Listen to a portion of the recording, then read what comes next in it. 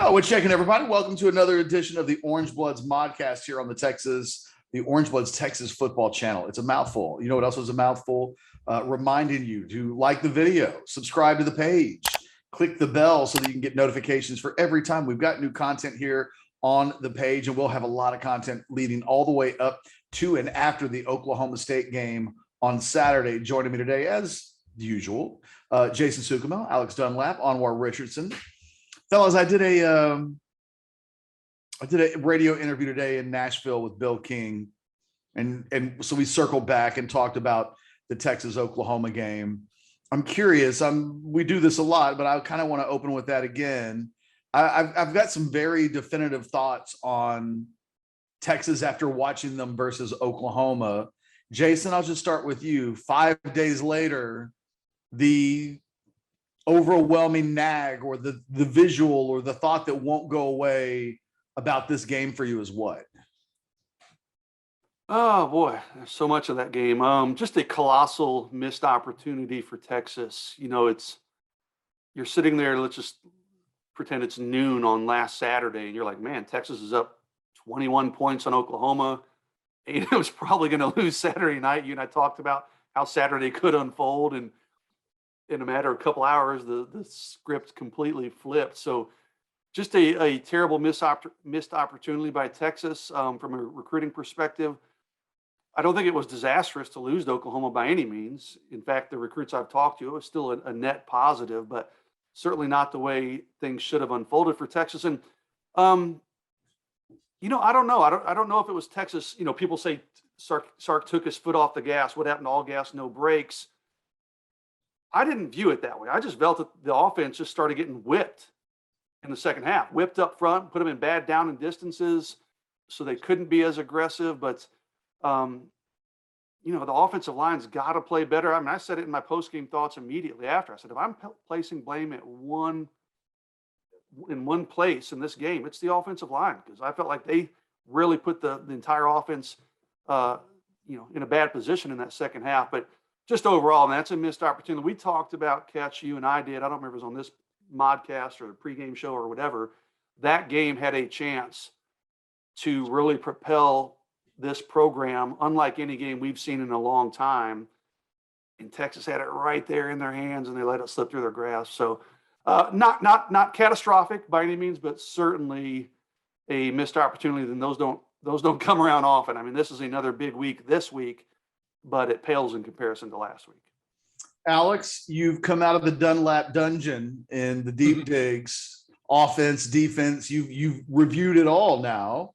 5 days later, same question. The thing that, after reviewing it all, the thing that stands out the most for you is what? A lot of stuff. Before I get started, let me just say, Anwar, you're in a new setup today. That is a luxurious looking office chair for those who aren't watching on YouTube. Is that like a neck rest you got back there on that thing? Or yeah, it's a gamer's chair, Alex. Wow. So I came to this realization. I was watching all the YouTube videos, and I realized all these gamers sat in these chairs for hours upon hours. Whoa, look at that thing. It looks like it's out of a comic book. Yeah, so instead of just saying I'm gonna get a typical office chair, I'm like, it's like a transformer. I just figured I'd just get the thing that all these young people are sitting in for like 10 hours as they play games. So that's I thought maybe you stole it from one of your kids or something. No? Nah. That's fine. They will be stealing it from him in 5 years. Yeah, my goodness. I'm in my office for once. Man, I just, there's so much you could write a book about that game, just the roller coaster of emotions from all of it. And you could talk about Xavier Worthy, and that was a roller coaster. And you could talk about Caleb Williams. But I think for me, it's just most fresh on my brain for doing the offensive line. It's just, the Andre Carrick stuff. It was a really, really tough game for him over at right tackle. And how they're going to address that this week is going to be really interesting, because as we were talking about earlier before we came on, the depth chart did come out, and it listed Tope Amadi as a starter, who's played 27 snaps in his first 5 years at Texas, and who hasn't necessarily ever been that good, despite always looking like the first guy off the bus and always being like I was looking at his page earlier on the Texas roster, and it looks like he's always on the commissioner's honor roll and stuff like that. So clearly a real smart dude too. He just hadn't put it together in 6 years now at Texas. So it'll be interesting to see what happens there with him and how they rebound, because that really wasn't, one of the tougher games out of the Texas offensive line that we've seen this year, or really seen in really recent years.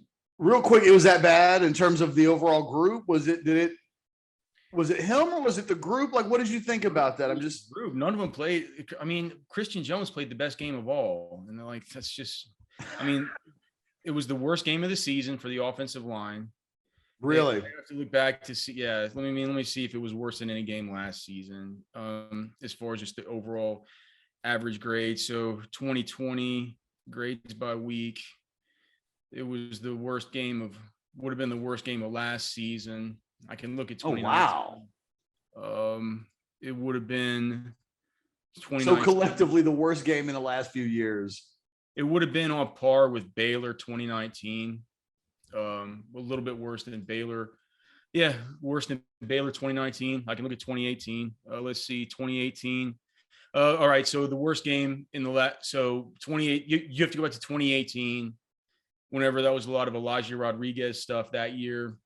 The 2018 season, we did have one versus TCU. I knew you were going to say that. Yeah, the versus TCU that actually was, it was not even quite as bad as far as the grade. 2017, I can check. No, we're good. We're good. You've effectively... Okay. You've effectively painted the picture. Anwar, good times.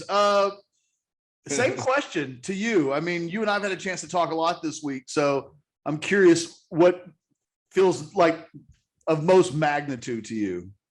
I think for me, Ketch, it's kind of how the defense kind of starts to collapse during these games, how the floodgates start to open and they just don't have the ability to stop them. And I think the concerning part is that we've seen this in 2 games so far, both losses. The Arkansas game where the defense started off kind of hot, and then at the end, it was, you just could not stop. Arkansas was scoring at will. And this Oklahoma game is kind of the same thing. The first quarter or so, the defense is doing a thing, and then they just can't stop. And I know Sarkisian talked about, Caleb Williams making a lot of off-scripted plays. Well, it's not the job of Oklahoma to slow down so Texas can get in position. Like, that's what's going to happen, And so, it gets, and I know what you said, Ketch. One of your lines is always sometimes an explanation sounds like an excuse.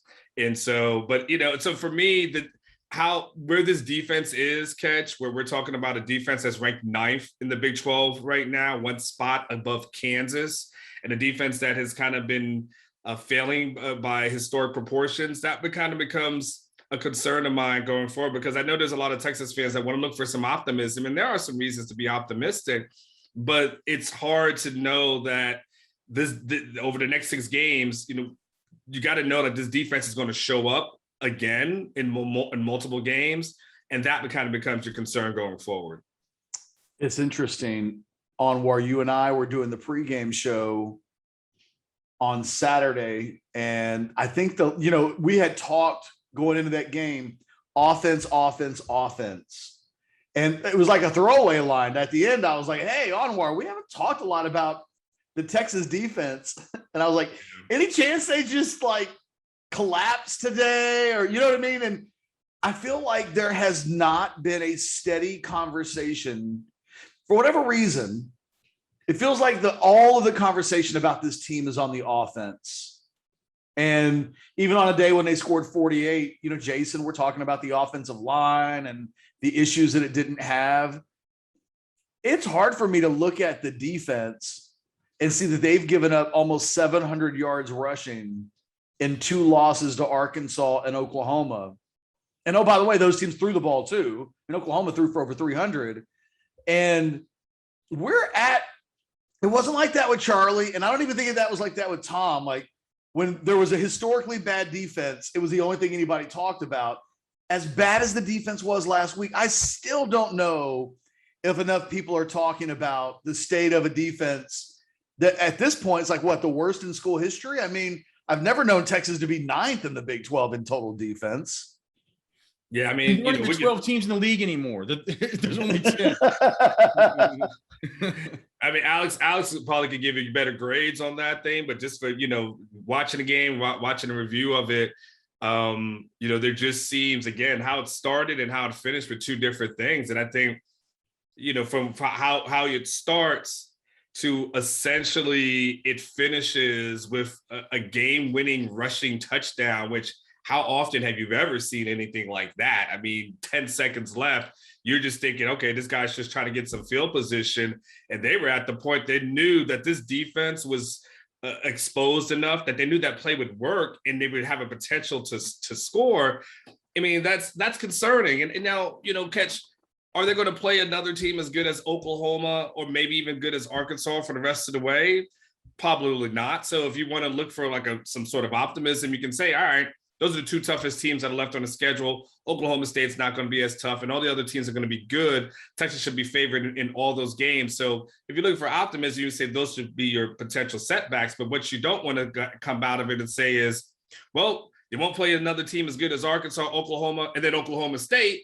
And then you don't want to say, well, you don't want to add on to that the excuse making thing. So it's an opportunity to right the ship. But the defense is definitely it's concerned. I don't have as many concerns about the offense going forward, even though there was some, hiccups at times, 48 points, 5 touchdowns. I mean, kind of is what it is at that point. But that defense and their inability to stop, whether it was Arkansas, which didn't have Caleb Williams, a dynamic passer. We don't think the Arkansas quarterback is as good as Caleb Williams. And even he had success, and is Spencer Sanders kind of like the Arkansas quarterback as far as the comparison is concerned? I don't know. But the defense better is passer than that, I would think. Well, Jason, it's one of those things where it's like sometimes you come away from seasons, you say, why does it feel like everybody's quarterback had their best game? Remember Kansas?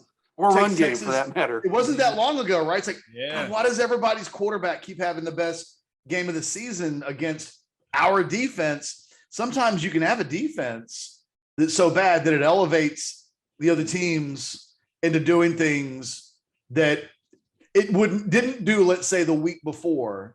And I think that'll be the question about this Texas defense the rest of the way through is, the offense is going to score points.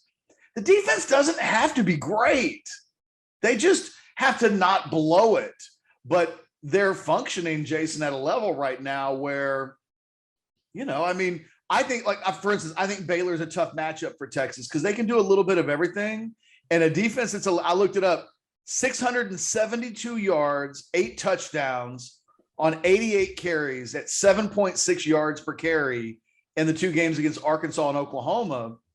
If you can run the ball against Texas, you've got a chance to make it a fourth quarter game, as long as you just don't let that Texas offense go, batshit crazy, which it's capable of doing.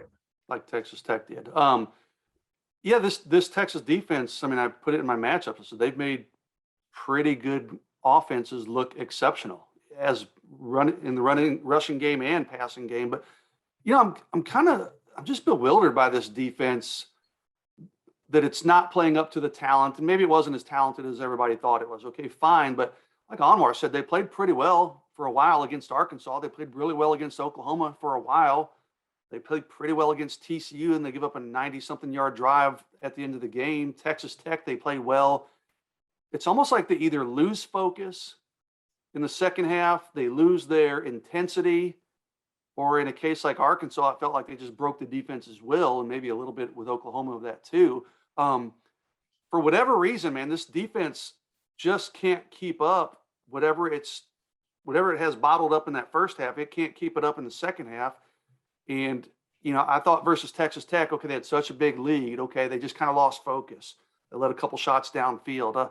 Oklahoma, man, I don't know if they lost focus. Oklahoma just made some good plays downfield, plays that were a matter of inches. A couple, for all intents and purposes, were almost Hail Marys that Oklahoma hit on that, Texas couldn't finish the play. But, Anwar's right. It is not a little. It's a lot worrisome from a Texas perspective that this defense, once things kind of start getting, if they're playing well early on, fine. But if things start going a little bit sideways, they can't get things back on track. We just haven't been able to see that. And they're going to face Oklahoma State's not a great offense by any means. This is not a typical Mike Gundy Oklahoma State team, but they're gonna have other times, be it Iowa State or Baylor Ketch, you mentioned, that can run the ball tremendously well.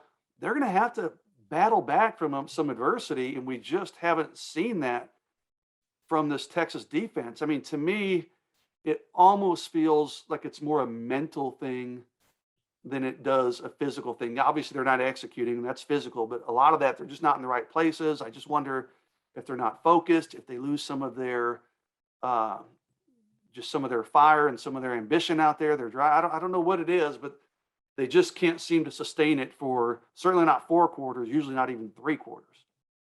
Alex, when you've been watching the film of the defense, I know that, I remember in reading your piece on, I guess, Tuesday, it was run fits, right? So some of this is correctable in theory. Does that explain everything, that they're just not? I mean, I won't even complete the sentence. Just from your perspective, what is happening? Because Jason's right. Like, Texas in the fourth quarter is not a good team. When you look at the quarters, they showed that stat, I think, during the Oklahoma game, where in the first quarter, Texas is great. They're like plus 50 or something like that. But then as every quarter goes on, they gradually get worse. And then you get into the fourth quarter, and Texas just hasn't been it just worked great, obviously, on Saturday. What was it in your estimation?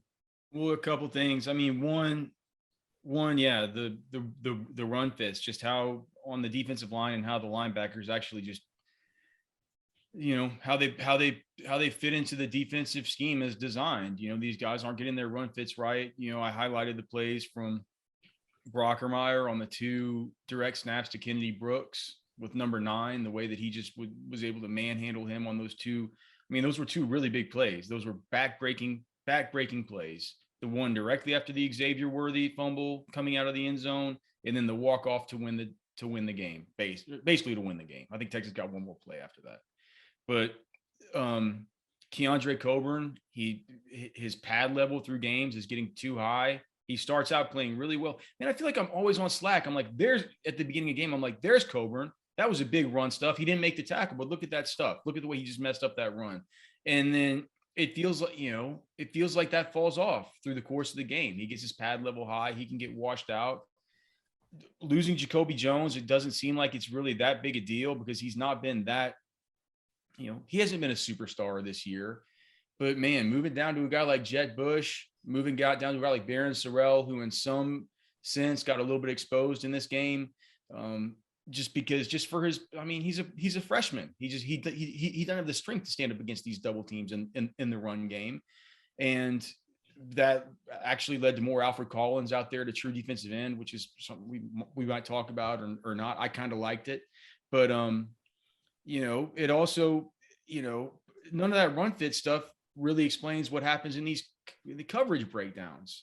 But the coverage breakdowns, if you watch these games back and just take away your collective experience, you'll think it's like most of these coverage breakdowns happen whenever you can't expect these guys to cover for 6, 7, 8 seconds, and when these plays break down and Caleb Williams is back there running and he's just creating all this time for himself, and Texas can't generate any semblance of a pass rush, things are going to break down on the back. I mean, they just are. So I don't think it's anything fundamentally wrong with what's going on in coverage.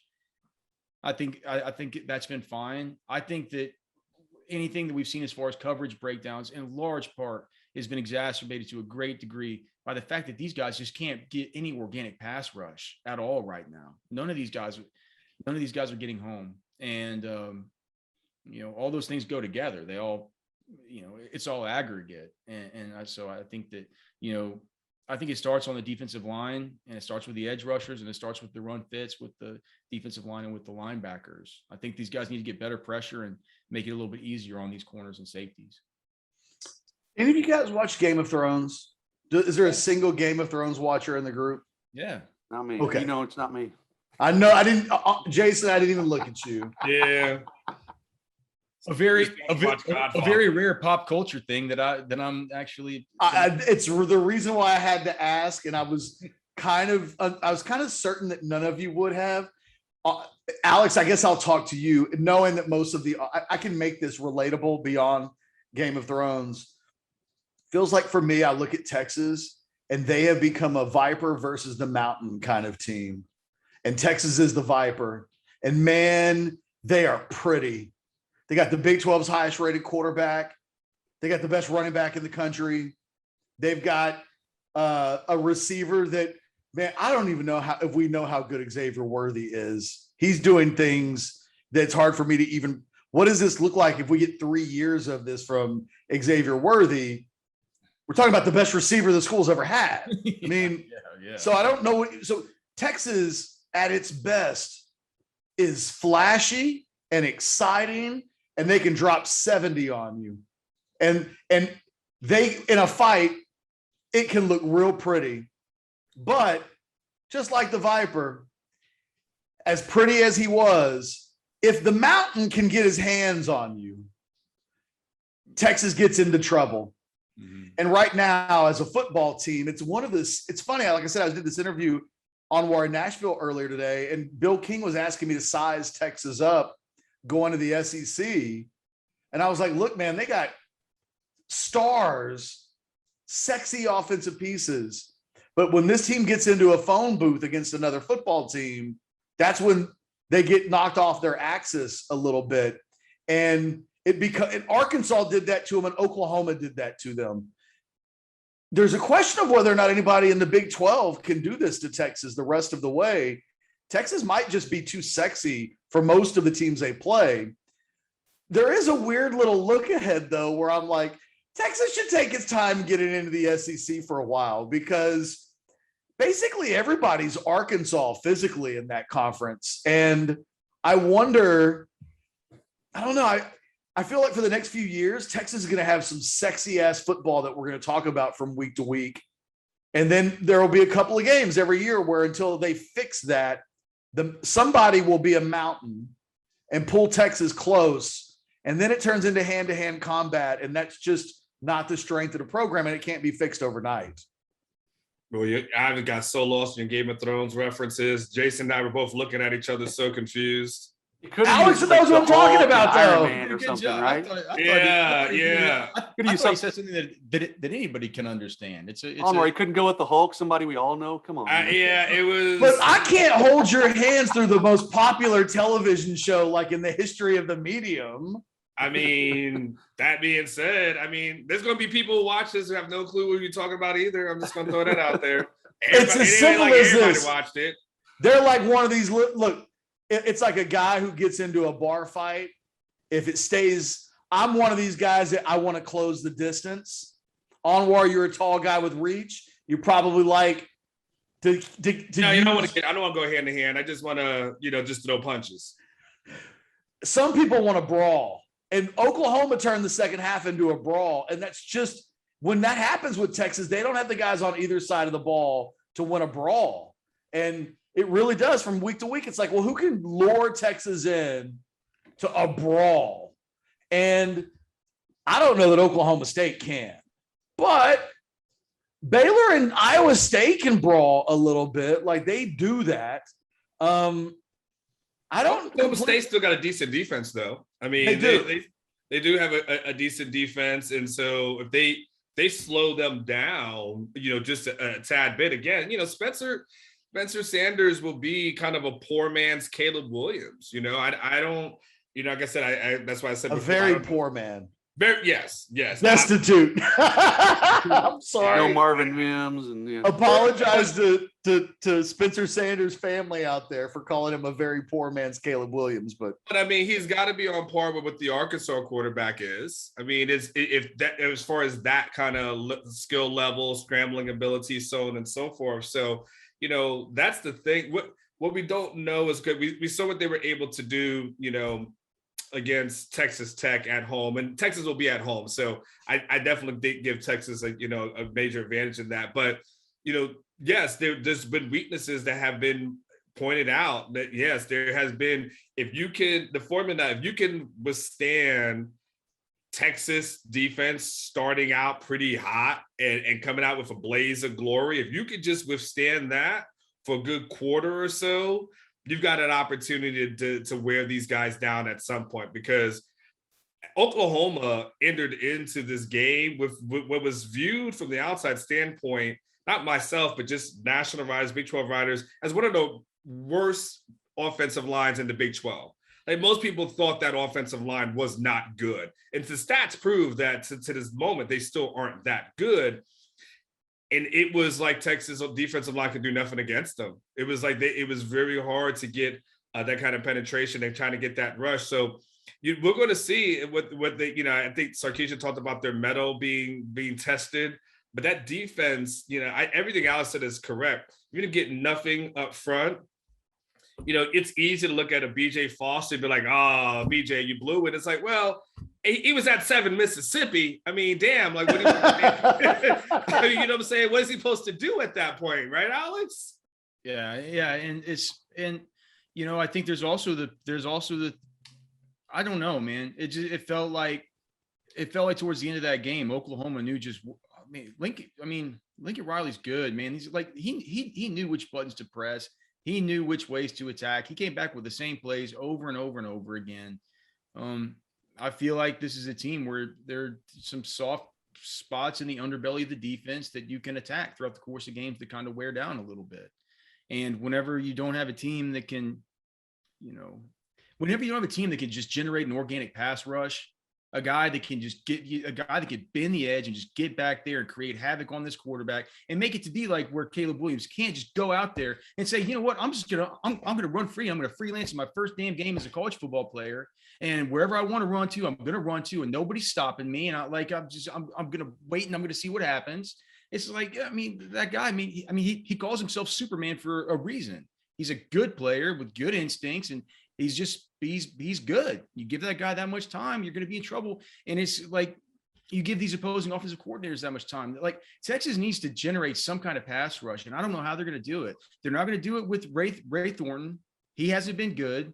Ovi Oguofo, who's been the best of them all, but he's been mediocre. It's not like he's been a transcendent, talent there. I don't think that Alfred Collins really profiles as a dude that's going to be, getting in the offensive backfield just consistently and bending the edge and always wrecking the passer. They need to find somebody. I don't know if they're going to do it this year. I floated the idea. We've been saying it. What about Jatavion Sanders? Right? He's not going to be able to redshirt this year. He's not going to play any at tight end. They're not going to trust him there at tight end. Why not turn that guy loose? Just see, dude. We could use a transcendent talent here at one of these edge rusher roles, because we're not even getting 25% Joseph Osai right now. We were hoping to maybe coming into the season, we get 50, 60% Joseph Osai out of one of these guys. It isn't happening. It isn't there. And it's a huge part of the defense that if you want to create any identity, if you don't want people to attack you and pick on you and expose your soft underbelly through the course of these games, you need somebody off the edge that's going to be affecting the passer, and they don't have it.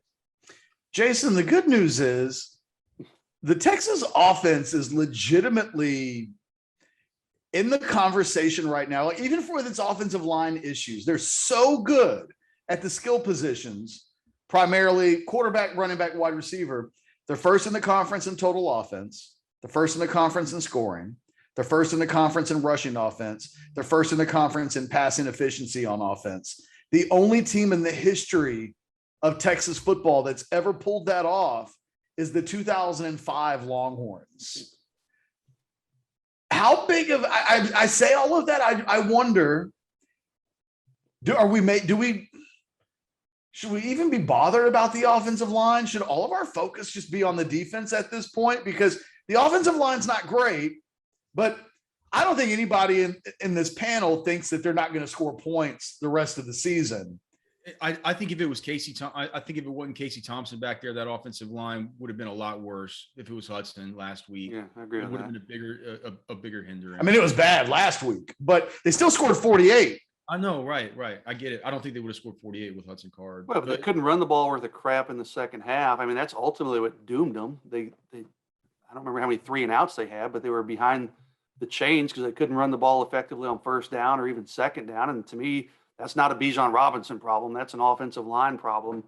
I've got my matchups for this week I posted, and it's pretty much the same every week. I've got Texas with the advantage in the passing game, I think by a couple stars. I got them with the advantage in the running game, only by 1 star though. But then I've got Oklahoma State with the advantage in their defensive line over the offensive line. And people always, how can their Texas how can the other team have the advantage over the defensive line or the offensive line, but Texas has that advantage in their running game? It's because it's a Bijan Robinson factor. Yeah, I think it's more than fair. Have you seen number 5? He's worth a couple of stars. He can cover a lot of warts, you know. So I think absolutely it's fair to be worried and be critical of the offensive line. I mean, I said it at the top of this modcast. I mean, if I'm pointing my finger in one direction for that loss last week, it's because of the offensive line. If that group plays better in the second half, and it's just even, they don't have to be good. If they're even just slightly below average in the second half, Texas wins that game because they're able to eat up more clock. They're able to pick up some first downs, chew up some clock, maybe get another, you know, field goal here or there or something. Just basically, they're going to keep Caleb Williams off the field, and that's what they couldn't do. And the defense couldn't do its part either, so they're equally at fault, I guess, there. But yeah, Jason, if I had said before the game, if I'd asked everybody on this panel, Texas is going to score 48, none of us picked Texas to score 48 points, except Serenity, I think. So, you know, if we'd said Texas scores 48 on Saturday against Oklahoma, I would have thought that would have been probably 10 points. They would have won by 10 points, I would have thought. So, yeah. Point so taken, it's like defense. Yeah. So I'm just, I don't know. Like, I'm not saying you're wrong. Because I don't know what the right answer is. The offensive line was not good in the second half, and the offense wasn't good in the second half. But it feels like, I feel like Texas is going to have enough points to win every game the rest of the way out. But I don't think they're going to win all the way out. And there's a big red blinking sign over that defense right now that screams problem.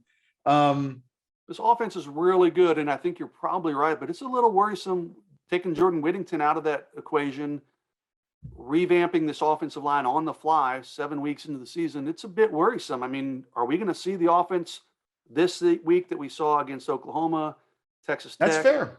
Yeah, I don't know. Against a pretty good Oklahoma State defense. I do have I know we'll do our predictions. I think Texas is going to win this game playing at home. We'll do our predictions later, but there are reasons for concern in this game, I think, as well. I mean, I don't think you can just guarantee. It's not a guarantee on the box that the offense is going to go out and hit 40 points this week. Anybody? You said if it would have been, if you'd have known the 48 points, what if you would have known furthermore 48 points and Spencer Rattler gets benched before halftime? You'd have said Texas wins it running away. Anwar, Texas got to stop knocking these Oklahoma quarterbacks out of the game. That doesn't seem to be working well, for them.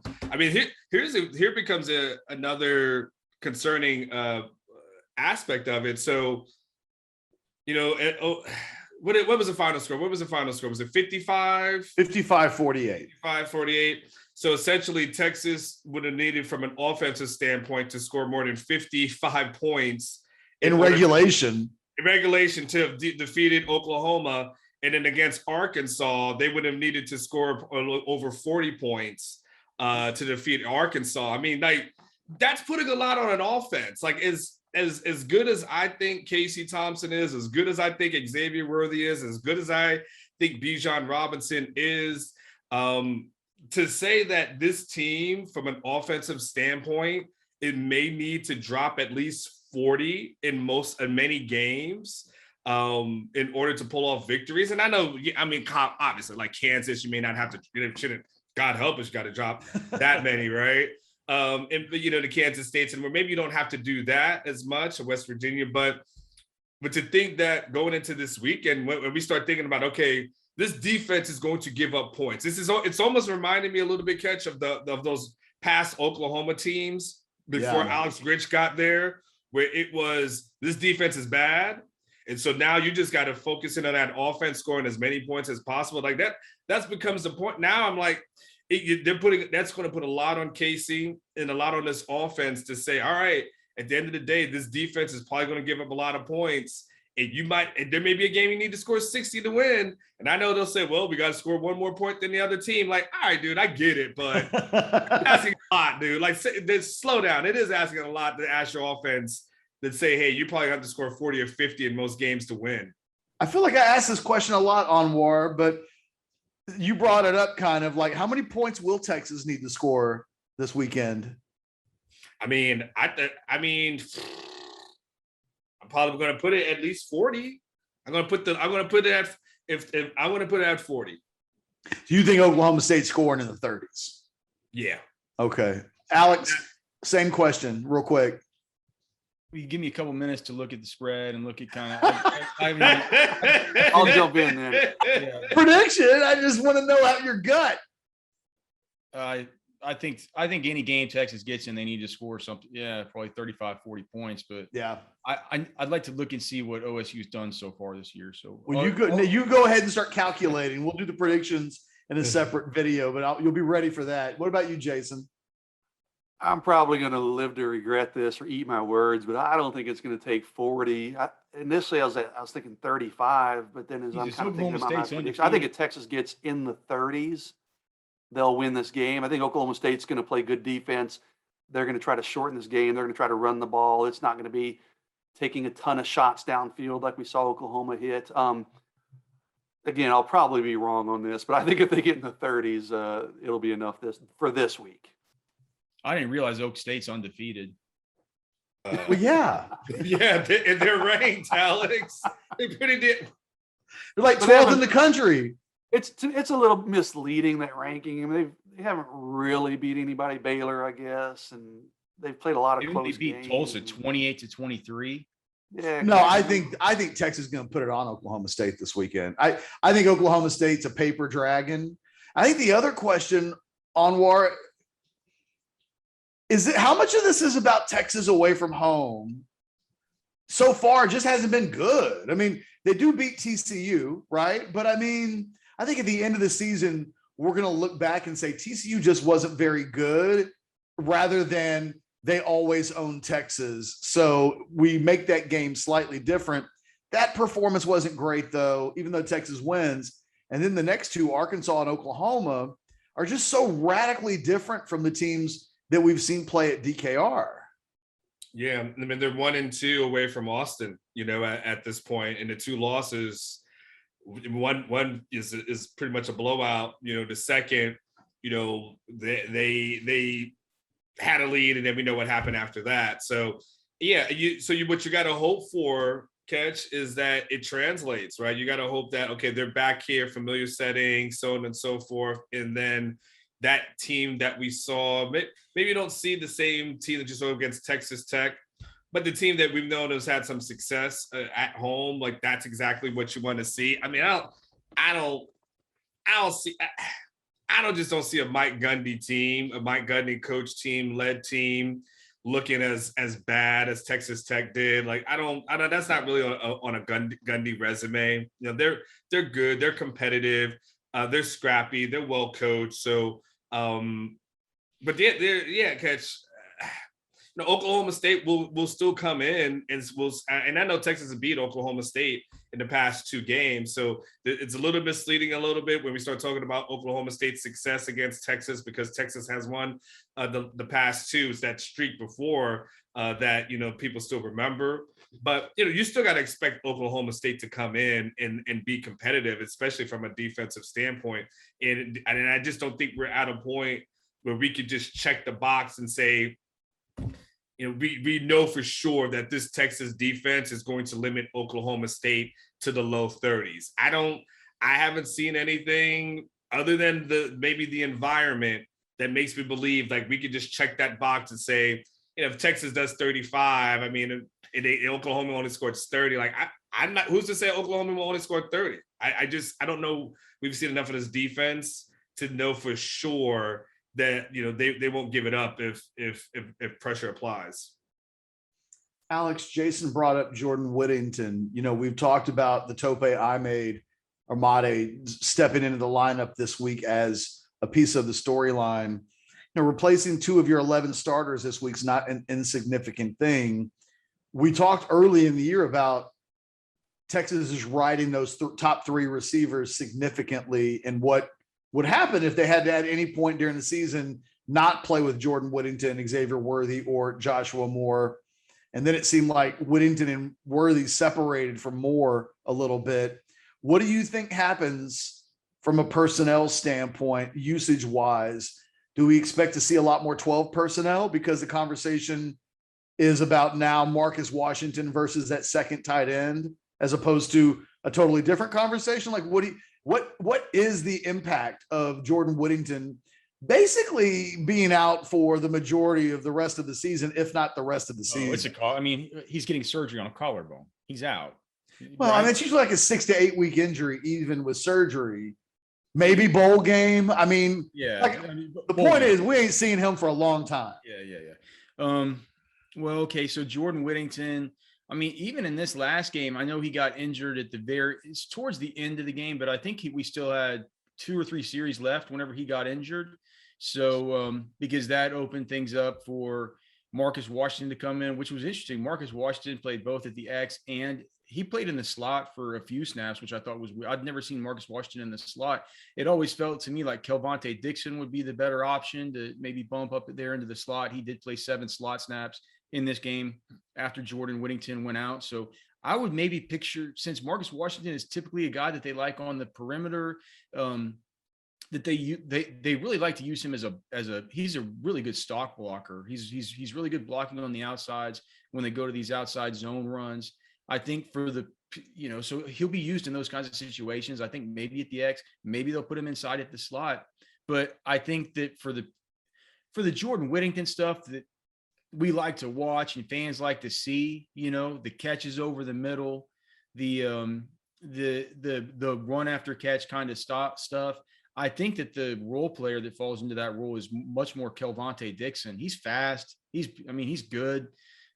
Jason probably can talk about him from a recruiting standpoint and what he saw in his profile coming in. But I would imagine, more 12 personnel over the course of the season so far. Texas has run 36% 12 personnel, which is 1 running back and 2 tight ends, 53.25%, 11 personnel, which is 1 running back, 1 tight end, which is a 3 wide receiver set. I think, right now it's 53%, 36% with, just what I guess 8.25% of 20 personnel, which is 2 running backs and 0 tight ends. Maybe we'll see more of that too. That's been a kind of cool deal, whether it's Bijan and Keelan Robinson or Bijan and Roshan Johnson.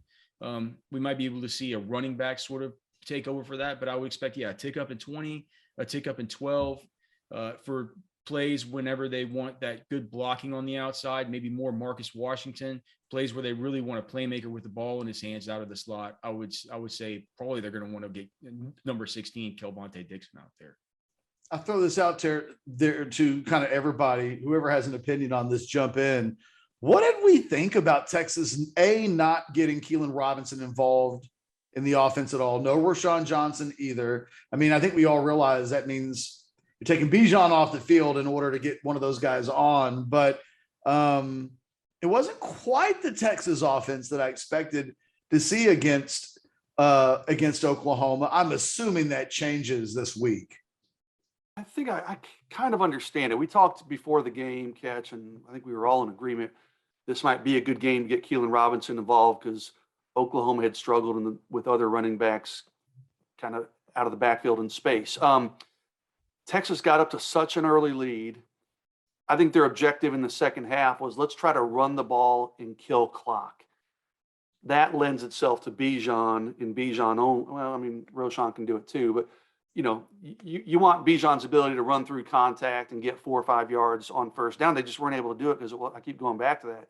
It just was blocked so horribly in the run game. But I just think the way the game unfolded, it didn't really lend itself well to Keelan Robinson. But yeah, I mean, I certainly would have liked to have seen what he could have done. Maybe in the second half, maybe Sark did get a little too conservative trying to run the ball early in downs. Maybe you could have brought in Keelan, try to a swing pass or something like that on first down to catch Oklahoma off guard when they're loading up against the run.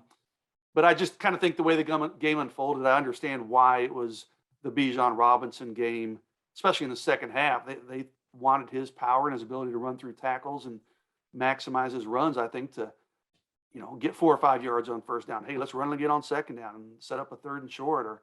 But instead, they kept finding themselves in 3rd and 10, 3rd and 11, and they just weren't able to convert. And that's where the wheels ultimately fell off.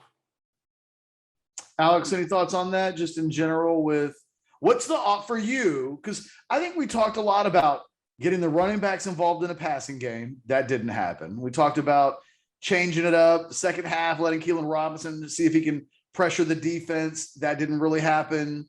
What's the Texas offense look like for you? No Jordan Whittington, changing the offensive line. You're back at home. What's the ideal 60-minute game plan for Texas? Well, look, I'm never going to complain about Bijan Robinson being on a football field. That's where I love to see that guy most, man, is on a football field and not anywhere else. But I mean, yeah, I think you can get Keelan Robinson more involved. Like I was saying, I think that if there's no Jordan Whittington, I mean, Sark even said this in his press conference on Monday. There are things we can do. 2 tight end sets. We've liked what we can do out of these 2 running back sets. We didn't see it much in this game. I'm like you, Ketch. I would like to see a swing pass to Keelan Robinson when they're loading up the box for Bijan, but we only got those guys on the field at the same time together for 2 plays. So it's like, I mean, it's going to be Fire Sark. So I think that, my game plan is still plenty of Bijan Robinson. It's just from a personnel usage standpoint. Yes, I think that they're going to have to shift it to more something closer to 50-50 with the 12 personnel versus the 11 personnel, as much as I hate to say it. And then I think that probably that 8.25% of the 20 personnel could creep up to something close to, 10-15%. And for the remainder of the time, there's some guys that you can mix in the slot that are, pretty good, man. I think the Kelvontae Dixon, like I said, I think, there's something there. I think through the course of the rest of the season, we're going to see something out of him. And obviously, I mean, the staff likes Marcus Washington. He's played the 4th most snaps of anybody on the team. He's played 26% of snaps already so far on the season without any injuries to anybody else. 103 snaps. And so that's way ahead of his next biggest competition, which is Kelvontae Dixon at 51 snaps, Alvonte Woodard's at 27 snaps. And then, I don't think that we're going to be seeing too much of these kind of Kai Money or Montreal Estelle type of players. So I think that Marcus Washington's played 26% of the snaps on the season. Mm-hmm. How many passes has he caught? I don't, that would be on a different sheet. You could probably find that if you just look up the traditional stats. No, I know. That was more rhetorical than anything else, I suppose. Like, they love him as a blocker, don't they? Because he's good like that. He's good. He's probably the best blocker they have. Clearly, I did not realize 2 catches for 23 yards, Ketch, with a long of 22. So we had a 22-yarder and a 1-yarder. It reminds me of like when a guy's got a good-looking woman and he's like, I didn't marry her for her cooking. Like Marcus Washington hadn't been out there because he's catching a bunch of balls, but man, he's been out there a lot. I guess he stands to get even more playing time, I suppose, when you look at it like that.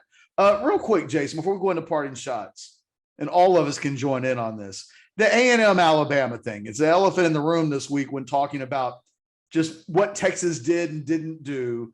The backdrop is that Alabama cashed the chip. They'd been talking about they were going to play for, I don't want to say 12 months, but all of 2021, we've heard Alabama A&M fans and the program itself pointing to that game, pointing to the marker it wanted to put in recruiting and the showcase it could make for the program. I think they expected to be undefeated when they played that game, but nevertheless, they win that game. Arguably the biggest. I saw Kirk Bowles earlier today call it the biggest win that A&M's ever had. And I didn't know that. I don't know that I'm quite going that far, but it was big. What's the landscape now, just in terms of what you think the terrain looks like in recruiting? A&M's been recruiting really well, but it seemed coming into last week, Texas had begun to kind of surge in momentum where A&M was falling back a little bit. I don't know that game completely turned the tide back in A&M's favor, but I think it definitely leveled things. And, there were some recruits that watched that game that have made comments that how impressed they were. And listen, I mean, it's a great environment. A&M has a great home environment. So I thought it was funny on Monday. Sark was asked about that game. Like, he wants to talk about that game at his press conference, right? His headquarters. You almost could just feel Sark wanted to just throw the bird up to him. But, listen, man, that was a huge win for A&M. It helped them reestablish some momentum. It did for what A&M, what we thought Oklahoma could do for Texas. but this is still an A&M team with a couple losses. They've still got a tough schedule ahead. Things can change so much from week to week. I don't even know. Does anybody know who A&M plays this week? I don't even know off the top of my head. I thought they were just replaying the Alabama game on the Jumbotron at Kyle Field, and everybody's going to show up. Maybe that's true, but if Texas goes out and plays really well this week, and again, I don't know what A&M has in the next few weeks. I haven't looked, but things can change. I mean, hell, things changed in a matter of about an hour and a half on last Saturday with Texas losing. I'm sitting there thinking at halftime, like, oh my gosh, I'm going to have to like bombard these recruits and get all these comments. Then by the time that Texas game was over, I was like, oh man, I really don't want to have to text and DM all these recruits. Things can change in a hurry, but that was absolutely a huge win for Texas A&M. And, kudos to them, man. Sometimes you just got to tip your cap to a job well done. They talked that game up. They put their money where their mouth was, and they backed it up with a big win that nobody thought they would get. I mean, when you and I talked on the pregame show, Nick Saban made the joke, or not a joke, but he made the comment of it being a trap game. We kind of thought that was an intentional slight at A&M, and lo and behold, maybe he wound up knew what he was talking about. But that was a big win for A&M. But Texas, I think Texas still helped itself last week, even in a loss in recruiting. Texas can help itself again this week with a big recruiting weekend against a really good team. To answer your question, Jason, they play. Damn, I just had it. They're on the road at Missouri this upcoming weekend. Host South Carolina. Host Auburn. On the road at Ole Miss, November 13th. Host Prairie View, and then close out on the road versus LSU. Honestly, that Ole Miss game is probably the trickiest. I mean, those are winnable games. All of them are winnable for A&M, and who knows what their quarterback situation is going to be. So, hey, you know what? Like I said, things can change in a hurry, but it sets up pretty well for A&M. Now Texas has to do its part. Anwar, before we go into parting shots, I'm curious, do you, as the least, I feel like more than myself and Alex, you're the most neutral guy on the panel. All three of us went to Texas. So there's a part of us that has some bias, I think, against A&M. Like, we don't mean to, but we've just seen A&M talk so much and promise so much. And I'm just curious, when you look at what Jimbo's got going in College Station, do you buy it? What's your view of what they're doing? This year seems to be, a really good year. I mean, I was impressed by how they played on both sides of the line against Bama. That I think that was really impressive. It was also interesting, as a semi-casual recruiting observer, when I started hearing names called from A&M guys, I'm like, oh, Texas was in on that guy. I remember Jason saying if he came, that would be a huge commitment. But just got to win, Anwar. Just got to win first. Yeah. So, you just, so seeing some of those names tossed around, I thought was, really interesting. I buy it, Ketch. I mean, just from whatever standpoint. I mean, again, the first couple of years were a little bit of a struggle, but I mean, I think at this point, Ketch, I mean, I know that A&M, did have some struggles earlier this year, but I think that they were building towards this moment to be able to knock off an Alabama. Jimbo's the first one of Saban's disciples that has been able to do it. Is it long-term sustainable? I don't know, but it's a great moment for them, and it's a great thing for their recruiting thing. But yeah, I mean, the goal, if you're in the SEC, Catch, is to find a way to beat Bama.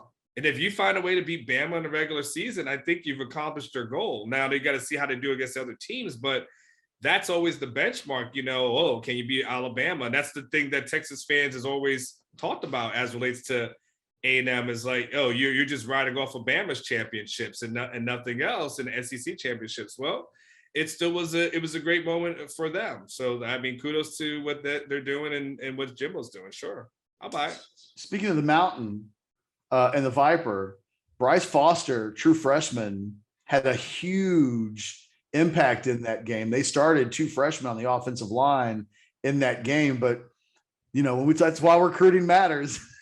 Sometimes you can slide the Bryce Fosters of the world onto the field, and you might actually be upgrading what you've got. I see. You want to say something, Jason? Well, there's a reason he was a 5-star, and that dude's I remember we saw an Olympic camps. caliber track and field thrower. I mean, he's a tremendous athlete. He's incredibly strong. There aren't a lot of true freshmen that can come in and play like he does, but that guy came in college ready. And I mean, those are the kind of guys. I said this. In my matchups, I think I said it on our message board. Someone said about the Texas offensive line, and someone listed the starting lineup and talking about Tope, and they're like, oh gosh, that's a whole lot of meh in that lineup. I'm like, man, that's just it. I mean, Texas has to find a way to start landing guys like Bryce Foster, guys who are can't miss type players. Texas has recruited some fine players, some pretty solid players, but they don't have those just beasts on the offense or really a defensive line. I mean, we're talking about, with Keandre Coburn and Alfred Collins. Those guys are good players. Keandre Coburn, you look back, he was barely in the Rivals 250. I mean, this is not Malcolm Brown from Brenham that was a no-brainer 5-star player that's going to come in and dominate. I mean, Texas needs to find a way to get those guys like a Devon Campbell, a Kelvin Banks, who's now looks like he'll wind up at Oregon, of course. So, I mean, if for Texas to get this turned around in the trenches and be able to compete with the Alabamas and maybe even with the A&Ms, when they get in the SEC, they've got to start upgrading their talent pool along the offensive and defensive line. And a guy like Bryce Foster would go a long way to fixing those problems. That guy's a hell of a football player. Yeah, no doubt about that. All right, let's go into parting shots. I'm looking at the clock and realize we've been going on for a while. Anybody got a parting shot locked and loaded and ready to go, or do I just arbitrarily? I just got a quick one. I just have a quick. Do you guys you guys getting this rain? Yes. Ketchum, I guess the rain's still headed. Is the rain over you right now, or because it came through here like a beast, dude, last night, all night long. I was out I live on like basically the side of a damn mountain, right? That goes kind of down into a creek down into Lake Travis. And so whenever we get these rains, these flash floody type of rains, for me, it's an actual issue. Like I'm worried that it could like come down into my high enough to where it comes to my front door and stuff. So it was another one of those nights last night where I'm having to get out there with the goddamn spelunker thing on my, in the rain with this little, with one of the night flashlights, just digging, trenches to where divert the water away from the house. I woke up today, my rain gauge was overflowed. And so it overflowed at 5 inches. I went and checked my neighbor's rain gauge down the street. My neighbor's rain gauge literally showed 6 3/4 inches of rain that we got just over the course of the evening, which is just, 6 3/4 inches of rain over like a few hours. Do either of you, Jason or Anwar, do either of you guys have rain gauges? That's what the news is for, Alex. I'm just wondering if that was. Hold on, let me check my WeatherBug app on my phone here. You guys have WeatherBug apps? I'm like hoofing down to the neighbor over here. He has the bigger rain gauge. All right. Well, anyway, man, just a bunch of rain, swindly night. I got off to a late start today, finishing up my column because I slept in. I was up till almost 1 digging these damn trenches to keep the water out. But anyway, that's my parting shot. It was beautifully random and random. Anwar, what about you? I got two. I got a football one and a personal one. So the football one for just right now, I know we don't speak a lot of it, and I think sometimes we take a little for granted, but I will give Casey Thompson his flowers with his 1,095 passing yards, 14 TDs, 3 interceptions. His passer rating right now is currently best in the Big 12. This offense is ranked number 1 as far as the total offense is concerned in the Big 12. So, props to Casey for the job that he's doing and being able to respond. I know, everything's not going to be perfect. He did finally hit on some of those deep throws against OU, though. And while there's certain, maybe a couple of throws that you could say that were left, overall, he's doing a good job of moving the offense. They did drop 48 versus OU, so it's hard to criticize too much as that's concerned. So I just want to give, we don't talk enough about what the job that Casey's been able to do. Now that he's doing it fairly consistently, but we're just kind of throw. And we had so many questions after TCU. It's only fair that after OU, we still say, hey, by the way, you deserve your props. The second thing is, and you guys will be familiar with this, and those who listen to this will go back to the podcast days. I guess we technically still do a podcast, but you guys remember the issue that I had with my neighbors as far as the mosquito usage and so on and so forth. Well, I had been noticing some activity at their house over the past couple of weeks, and I did not want to get my hopes up. And I went to Texas OU, and I came back and I saw an empty house. And then I went for a walk on Tuesday morning. I saw a for sale sign and realized they are gone. And it has brought joy to my heart, I must say. So if anyone's looking for a house in Cedar Park and you're not afraid of me spraying for mosquitoes, holla at your boy. There's a house that's right next to me for sale, and you can live here. But yes, the great mosquito threatening to sue, veiled lawsuit, all that type of stuff is finally over, and I'll be able to embark on some new neighbors. So the terrorists did not win, Anwar. Terrorists did not win. No, they just cashed out for like $1 million and got the So they're gonna watch the video and double bird me as they are burning money for selling their Cedar Park home. But needless to say, I will be spraying mosquitoes left and right with all types of chemicals and not give a damn. So how about that? What do you do when the new neighbor shows up? Like, are you gonna go out of your way? Do you buy them a pie or something? Like, now that you'll have a new neighbor, you got to get that thing off to a good start, right? So I'm a person, I really don't like talking to my neighbors. I'm a really, and so I got this thing on the door the other day about like my street address, and they're doing something on the 20th when they want all the neighbors on our block to like come together and get to talk to each other and know each other. And I don't really like talking to nobody. I want to come into my house. I don't want people randomly knocking on my door to say hello and how you doing. Like, I'm okay with the hi and bye, but I'm not even a house guest person. I really don't like having people at my house. I just like my own sanctuary. Maybe it's because I was the only child. So, I mean, when I see the neighbors move in, I mean, I'll say hello, but it's weird. I have a weird thing about neighbors. I really don't like talking to them. Fair enough. The fact that you didn't even know they were moving out until the house was vacant. I'm sure everyone in the neighborhood knows because they all talk to each other, but I don't talk to anybody. I'm just sound very much like me, Anwar. We should both be neighbors. Jason like barbecues with all his neighbors. Oh yeah, dude. I see people moving in. I'm knocking on their door. Hey, you need any help moving heavy shit? Come help me know. Or I'm barbecuing with my neighbors. Yeah, man. About what you're gonna do if some outsider rogue group comes in to invade. Who's setting up positions where, et cetera, man. You're going to be left out completely, Anwar. You're going to be on your own, brother. An outsider group? What Game of Thrones reference is this? Like, what are you talking? See, Alex, you're built differently. See, because I know you got a bunker over there at your freaking place. You got canned goods and shit. You're prepared for like the war, like that. That's how you're thinking, right, man? I don't think that, but I guarantee you. Like, how many canned goods do you have stored up, Alex? There's a lot of them. There's a whole pantry full, and I have two giant freezers full of game meat that are always full, and backup generators for them in case the energy were to go out. Yes, and enough weapons to protect the land if necessary. Correct. Plenty. See? There you go, people. I'm done. Jason, what about you? Oh man. Well, first a little football stuff. Everybody wants to talk about Arch Manning, and we obviously will be talking about that with another video here later this week.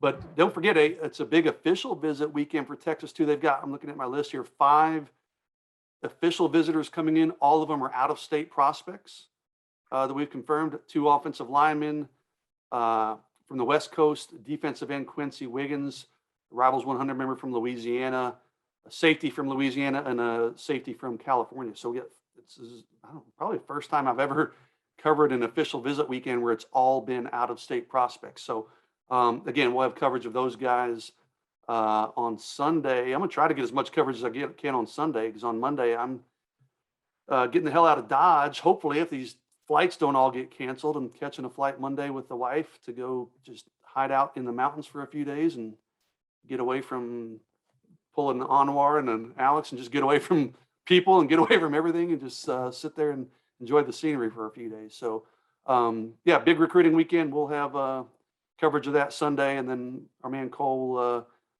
help with some of that next week as well. But big recruiting weekend, not just Arch Manning and Reuben Owens and John Tay Cook. It's a lot of unofficial visitors coming in, but a big official visit weekend as well.